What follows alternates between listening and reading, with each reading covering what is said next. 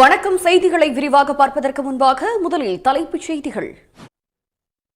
திமுக கூட்டணியில் குழப்பத்தை ஏற்படுத்த மேற்கொள்ளப்பட்ட சதி முயற்சிகளை விடுதலை சிறுத்தைகள் முறியடித்ததாக திருமாவளவன் தெரிவித்துள்ளார்.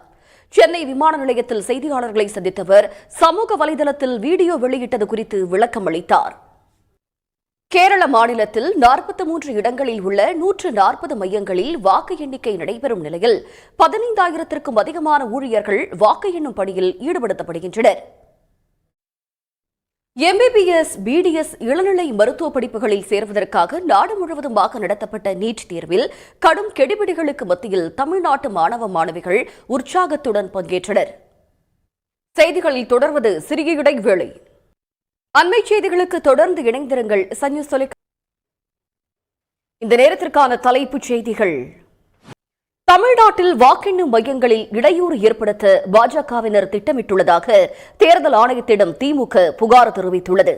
அண்மை செய்திகளுக்கு தொடர்ந்து இணைந்திருங்கள். சன்யூஸ் தொலைக்காட்சி.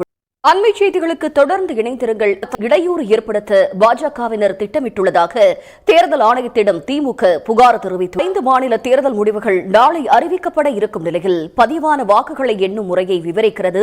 43 இடங்களில் உள்ள 140 மையங்களில் வாக்கெண்ணிக்கை நடைபெறும் நிலையில் 15,000க்கும் அதிகமான ஊழியர்கள் வாக்கு எண்ணும் பணி இளநிலை மருத்துவ படிப்புகளில் சேர்வதற்காக நாடு முழுவதுமாக நடத்தப்பட்ட நீட் தேர்வில் கடும் கெடுபிடிகளுக்கு மத்தியில் தமிழ்நாட்டு மாணவ மாணவிகள் வாக்கு எண்ணிக்கை நாளை நடைபெற இருக்கும் வாக்கு எண்ணிக்கை மையங்களில் பாதுகாப்பு ஒத்திகை உள்ளிட்ட முன்னேற்பாடு பணிகள் நிறைவு பெற்றிருக்கிறது. சிலிண்டர் விலை உயர்வை தொடர்ந்து தமிழ்நாட்டின் பல்வேறு பகுதிகளில் டீ, காபி, வடை ஆகியவற்றின் விலை மீண்டும் பெங்களூருவுக்கு போக்குவரத்து நேரத்தை மிச்சமாக்கும் சித்தூர் தச்சூர் 6 வழி விரைவு சாலை சோதனை முறையில் திறக்கப்பட்டுள்ளதால் வாகன ஓட்டிகள் மகிழ்ச்சி அடைந்துள்ளனர்.